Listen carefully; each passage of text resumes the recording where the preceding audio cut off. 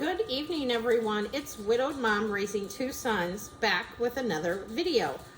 I am back tonight with a video. A lot of you commented and said you would like me to talk about my struggles with depression because a lot of us struggle with depression.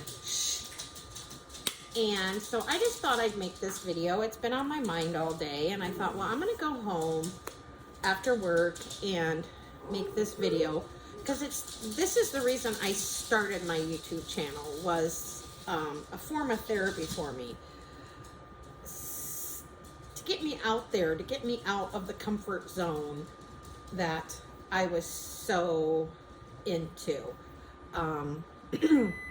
So yes, I will start with how I live with depression. I have been living with depression. It'll be 14 years in November. I was first diagnosed with depression shortly after I had Trenton. I had postpartum depression, and I had postpartum depression bad. There's probably a lot of you women out there that have suffered from postpartum depression, and so you know the highs and the lows to that. And I was very low with that. It hit me out of the blue, dealing with two children and just trying to, raise and do two children. Luckily, I was a stay-at-home mom. My husband was still living and in good health at this point in time, and it hit me out of the blue. I had never felt so bad in my entire life. I mean, I could not take care of Trenton. I didn't want to hold Trenton. The smell of the baby lotion, baby soap, the diapers, anything like that made me severely, severely sick. When I was diagnosed with it, they did put me on an antidepressant right away, and that takes about a month to get in your system and get it fully going, to get the effect. During that time, my husband had to take time off from work because I could not take care of Trenton. Now, Tyler, it didn't bother me because he was 3, so it didn't bother me. It was just, the baby blues is what they all call, that's what they called it. But luckily I had a doctor that when I went in, I couldn't even talk. It was the instant crying, and I was pretty bad. I even started therapy because I was so bad. The thoughts that you have and harming yourself, harming your baby, I had all of those thoughts. I never had to go inpatient, but I did. Luckily, I had a great support system, with my husband and family members that stepped in and took care of my kids. And, I was, I would lay in bed and just sob and cry. And I lost a lot of weight. I went down to hardly anything because I couldn't eat. And I remember my husband bringing up toast just so I would eat something. And even eating that was very, very hard. And so that's when my depression started, was 14 years ago. So, because Trenton will be 14 November 1st. So almost 14 years. And then my depression, once I got to feeling better and the medicine was working and the therapy was working, I was feeling really, really great. I had some medical problems because it took us a while to get pregnant with Trenton. So I had health issues. I always had scar tissue and things like that. So about, I would say, not even a year after I had Trenton, and I was feeling really, really good and feeling like myself, I had to have a complete hysterectomy because my body, nothing came back to normal in the reproductive system. It was just I was having a lot of problems, a lot of pain, and it was just, they decided, as much scar tissue as I have had in the past, that it was just best to go in and do a complete hysterectomy. So then you talk about your hormones and everything after, major surgery is just like, and I mean, because you're cut from side to side, and I had C-sections with both my boys. Tyler was an emergency C-section when I had him. And then with Trenton, he was a planned C-section, but he decided to come way early. But they admitted me and did the C-section with Trenton. And Trenton was a good baby, so I don't understand why I got the postpartum depression, because he would eat, he would sleep, but it was the me not resting, not resting when I should have been resting. And I just think trying to balance, raising a family. And then about, I would say 7 months after my hysterectomy, I was fully recovered and feeling really, really good again. And we had even talked about me trying to go off my antidepressant because I was feeling really, really good. And, the thought of being on an antidepressant, I didn't like it. So I thought, I'm feeling great in life. Let's try to wean myself off. Or the doctor was like, let's try to wean you off since you want to.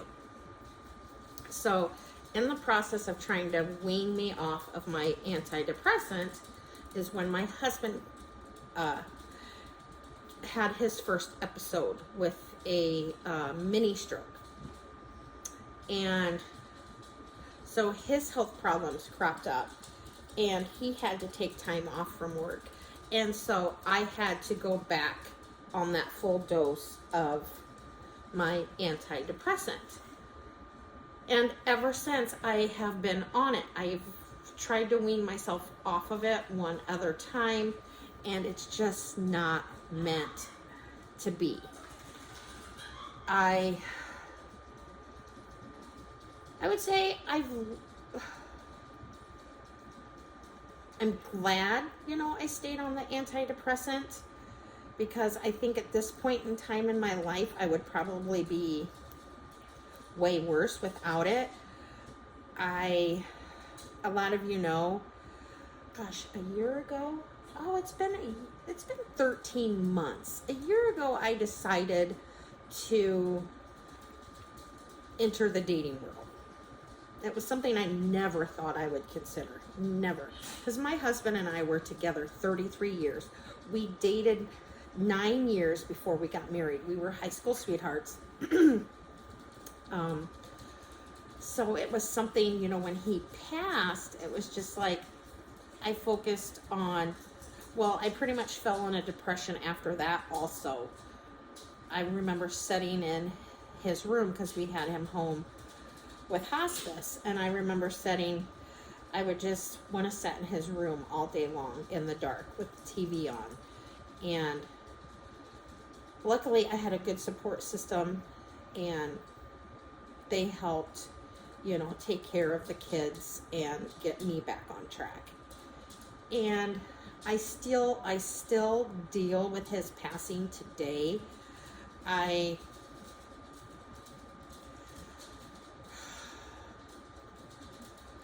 I still struggle with that a lot. I mean, I think about Kris. I see Kris and our sons, and Tyler is so much like his dad. His mannerisms, just everything about him is so much like his dad. And, you know, people say that, and, you know, it makes me feel good. But it is hard. Even, it'll be 8 years this December since he's been gone. And it's still hard as heck, let me tell you. And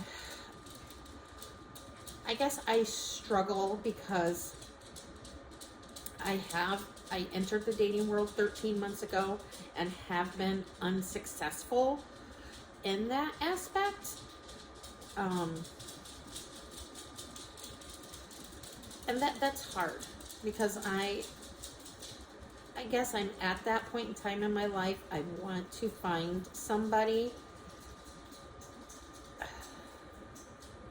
I want to find somebody to share life with, to share, you know, just to share life with. It never used to bother me, but it bothers me now that when you go out, everybody has a spouse. I don't have any friends, but maybe 1 or 2 that are single. So that's, you know, that seems to bother me. And I've had, you know, I've been in a few relationships that just didn't work out. And it just breaks my heart. And I know I have so much to offer and so much to give, but I'm not gonna settle. You know, I want to be happy, and it has to be someone that will accept my children.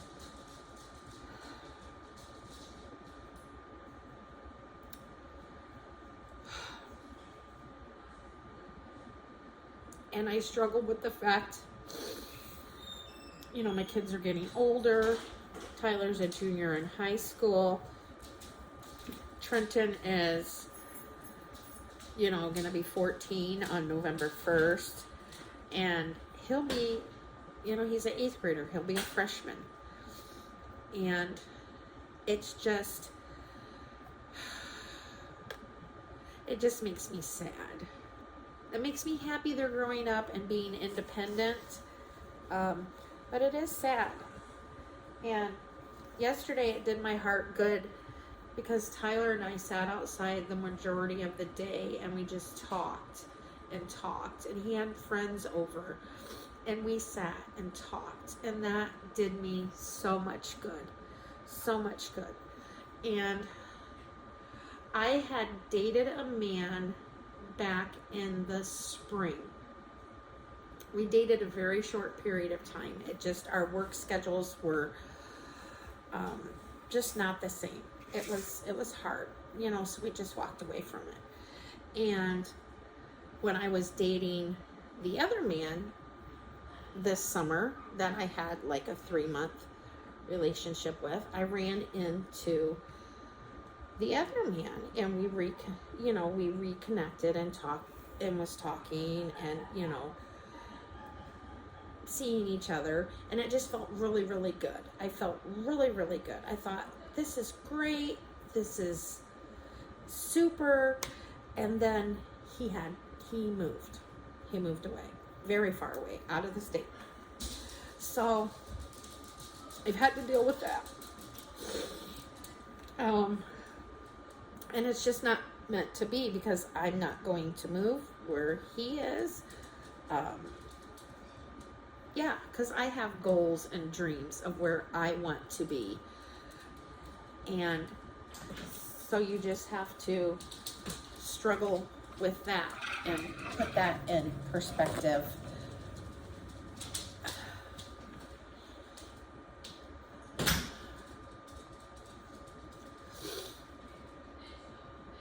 But it hurts. It hurts when you miss somebody And so that's kind of what I've been dealing with. This is the first time I've cried today. I have done really, really super good today. Felt good today. Haven't thought about them much today. But depression can, it's ugly, and a lot of people don't understand it, how you feel. I had a doctor's appointment about 2 weeks ago, and about 2.5 weeks ago, and they had me, it was my 6-month checkup, and you have to fill out the assessment form for your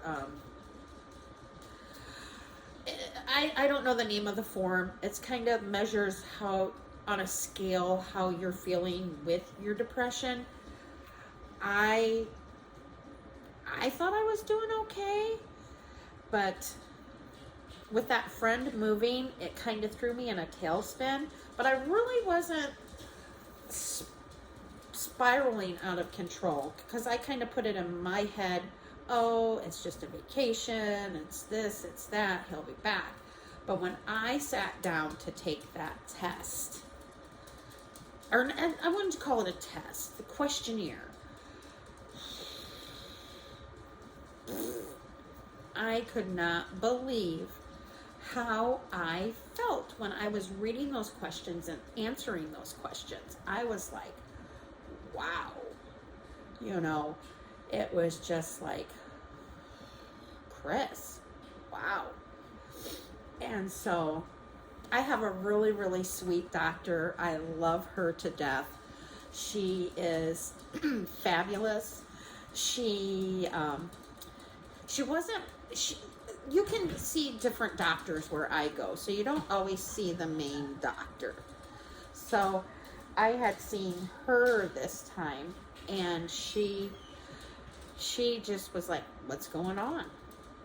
What's going on? And so, we sat and talked, and she's just like, you know what, Kris, we're going to have to change your medicine to get you feeling better. She says, because I want you feeling better, because you don't feel good. You're not sleeping. You're not eating. That was my main thing. I wasn't sleeping. My brain wouldn't shut off. It was just constantly going, constantly thinking of this person, and just think, I need to color my hair this weekend. Sorry. Just constantly thinking, my brain just wouldn't shut off. And she's like, Kris, we got to get you to feeling better. She says, because you're not going to be worth anything if we don't. So the medicine I'm on, she said that there was an extended release form. So she wanted to start me on that instead of just starting me on something new. So she started me on that, and then I was on a sleeping pill many, many years ago, and we talked about going back on the sleeping pill just to help. I'm happy to say I have not had to take the sleeping pill yet, which is a good thing, because I have to go in every 3 months and be drug tested if I'm on the sleeping pill. I'm happy to say that the medicine she switched me to so far, the extended release, I take it at night and I get really, really sleepy. So I have been sleeping better. So I'm happy for that. And that is making me feel better. And I'm just now starting to come with grips that, I can't do a long distance relationship, because we're not heading in that same direction. We're still going to remain friends, probably best of friends. We talk about daily or text daily. I haven't let myself do it today. I am just not up to that. I just think we just needed, so that's how I've been living with depression. It just is what it is. And a lot of us suffer from it. I mean, Trenton suffered from it. I mean, he suffered from it for a long, long time. Last year, he started to really start to feel good and not want to take his medicine. And I was against it because of me. But he's like, because he's been in therapy since he was six, and on medication, and he's 13 now. And he was just like, I want to have a normal life. And you try to explain that to someone, that it may not be normal. Your normal may be that you have to take your medication so you can function, so you can feel good. And I'm happy to report that he was able to go off of his medication and he feels good. Now, not gonna say every day, because Saturday he was kind of having a rough day and just being mouthy and grouchy. But those days are far and few. He was bored, and that's what it was. We were at the bowling alley. He was done. He was ready to move on to the next thing. But I am happy to say he was able to do that. Now, if he'll be able to continue to do that the rest of his life, I don't know. I'm proud of him that he made that choice, and he made that choice with his therapist. And of course, we did it during the summer, just so it wouldn't affect school.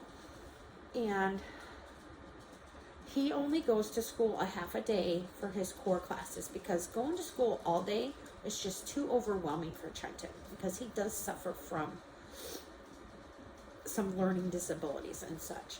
But I'll tell you what, that going to school just a half a day, getting the classes you need, has done him wonders. So, needless to say, if that's going to work, continue to work, I don't know. But, so he has battled depression. It got ugly with him too. Very ugly with him.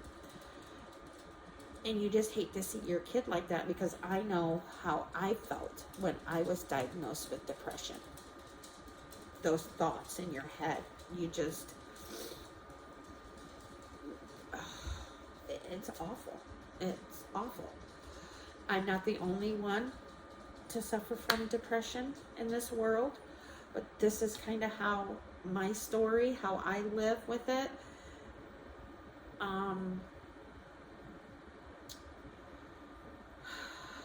It's been hard.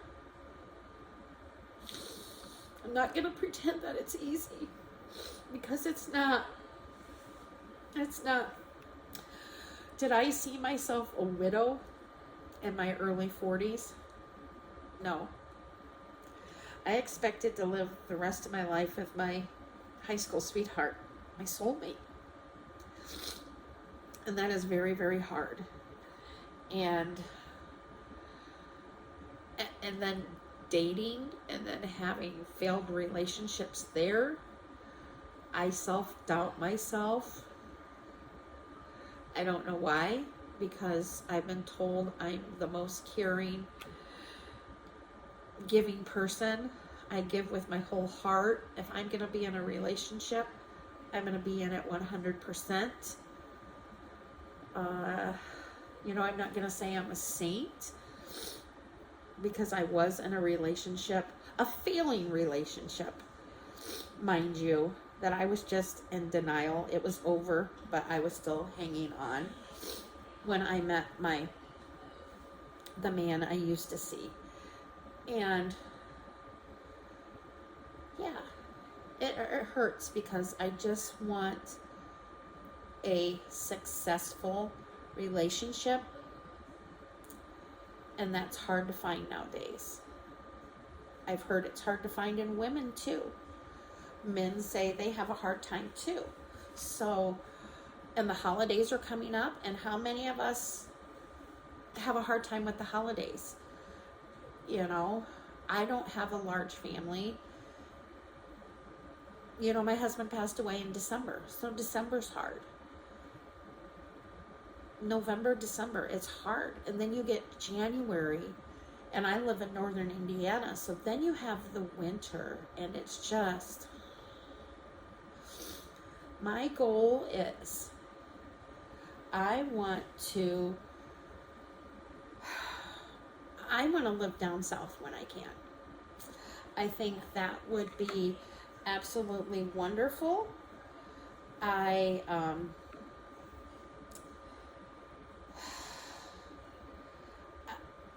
think that would help.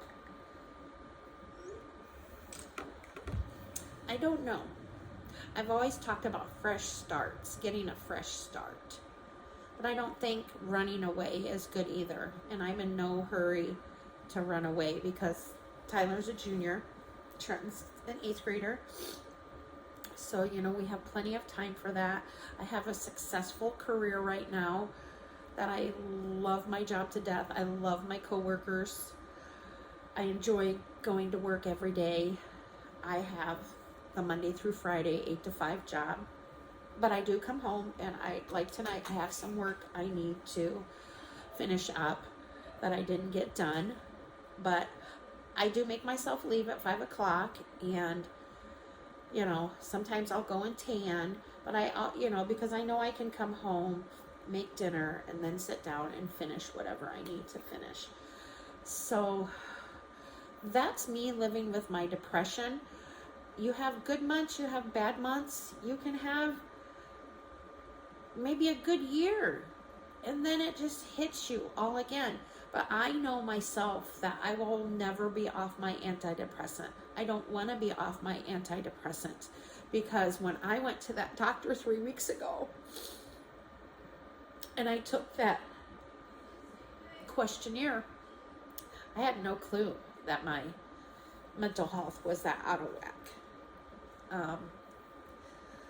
So I know myself that I have to stay on that. And this year has been a tough year with COVID, and, you know, the kids being out of school, working. I still went to work every day. I didn't have the capability from working from home then. Now I have the capability to work from home. Say if an outbreak happens again, I do have that capability to work from home now. So that's a blessing. But I am one of those people, I enjoy getting out, going to work, and being around other people. So that is my thing. I am not going to rush into anything anymore. I had the feeling like I needed to find a man. I wanted to find a man. I'm not going to do that anymore. I have to be good with myself and my children, and before I can do that. You know, Tyler and I talked about that yesterday. He's 17, and he says, Mom, I think you just need to take some time for yourself.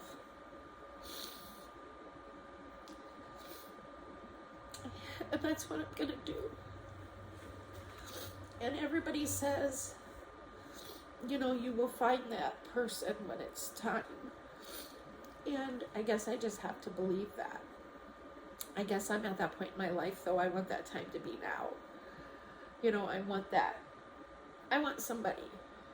And I just have to slow it down and take care of myself. I have to get myself back on track and well.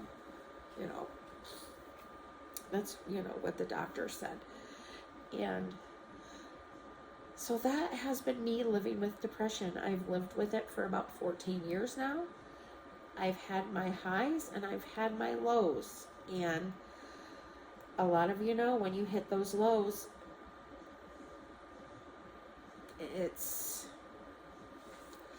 I wish I could say,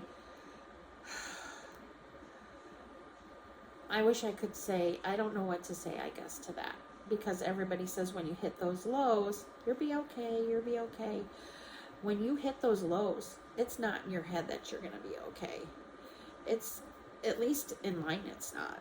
When I hit those lows, no. It's like the world's ending. It's just, you don't think like that. You can't think rationally. At least I can't. So, oh my gosh, I've been on here 30 minutes. I am so sorry. But I just kind of wanted to come on. A lot of you said, Kris, come on and talk if you want to talk about it. And I just felt like I needed to. I thought about it all day at work. And just know you're not alone. You're not alone at all. Not at all. Both my kids have been in therapy and have dealt with depression. Now, Tyler never had to go on medication, but he did go to therapy. And it really helped him. It really helped him. And I think it's good to try and go and talk to someone, even if it's your friend or a coworker, anybody that you can talk to. Because I know for me, it does me good to talk, because I can tell them, okay, this is what I'm thinking. This is, my plan. And they can, because like I said, I've been dealing with a lot, my friend moving away and, trying to balance that. And it's just, it's hard. It's very hard. And I just had to come to that decision that you can't, when you're going in two different directions, it's not, it's just, I don't know.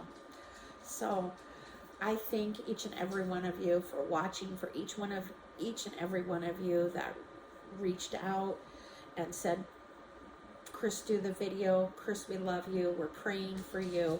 Please know that I'm praying for all of you, because I'm not the only one that battles depression. I know I'm not. And so just know you're not alone. It's a constant everyday battle. And there's good days, bad days. And I'm looking for brighter, better days. And that's why I thought I would make this video, because I have been scattered in some of my last couple of videos. It's just, you're fighting a battle in your head with, do I make this decision? Do I make that decision? And it's like, Kris, you have to make the best decision for you and your children. So that's what I keep telling myself. So thank you, everyone. I hope you enjoyed this video. I wish I could say there was a cure, but there's not. And we just have to keep going and going. And there's days that I live second by second, because that's the only way to get through the day for me. Somebody had mentioned that on a comment, to live hour by hour. And I thought that's so true, because there's days that I live second by second. You're just crawling up out of that dark place you're in. And just know you're not alone. Always reach out to somebody. Talk to somebody. And I've learned it's okay to cry. Sorry, we got interrupted there. My phone rang. I've told myself it's okay to sit and cry. If you need to cry, brush it off and go. You can do this. So I thank you all for watching my video. I hope this helps just shed some light on how I live with my depression, and how we just keep fighting and fighting to get where we want to be, and be successful and be happy. And all of us have lost loved ones and spouses and parents, and it's hard. I mean, both my parents are gone, and my grandparents are gone. I don't have much family left at all. So we kind of have to stick together and be there for each other and just keep going. So I thank you all for watching this video. I thank you for all the love and the prayers. Know that I'm praying for you. I read your comments. I pray for you. We're all in this together. Excuse me. I know this year has just been awful. I just hope we just keep going second by second to win and to keep moving forward. So I thank you all for watching this. I greatly appreciate it. I love and appreciate each and every one of my subscribers. Thank you for the continued love and support that you show my channel.